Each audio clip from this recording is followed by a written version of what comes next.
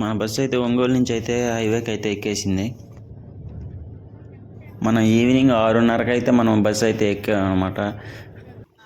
మన అనంతపురం వచ్చేసరికి నాకు 5:40 కల్లా దించేసింది బండి. నేనైతే అనంతపురం బస్ స్టాండ్కి అయితే వచ్చేసాను. బయటకు వచ్చి కొంచెం ఫ్రెష్ అవుదామని వస్తే అక్కడైతే పిచ్చుకలు అయితే అరుస్తున్నాయి. ఈ పిచ్చుకలు అయితే మాకెళ్ళి అయితే చాలా తగ్గిపోయినాయి.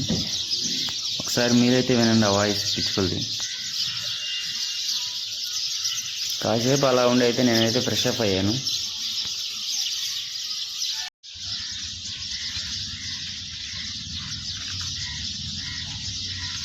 ఫ్రెష్ అప్ అయ్యి వాళ్ళు వచ్చరికి లేట్ అయితే వచ్చరికి ఒక టీ అయితే తీసుకుని ఇక్కడ అన్న వాళ్ళకి ఫోన్ చేస్తే టైం పట్టిద్ది అని చెప్పేసి నువ్వైతే టిఫిన్ తినేసి అని చెప్పారు. నేనైతే టిఫిన్ తిన్నాను.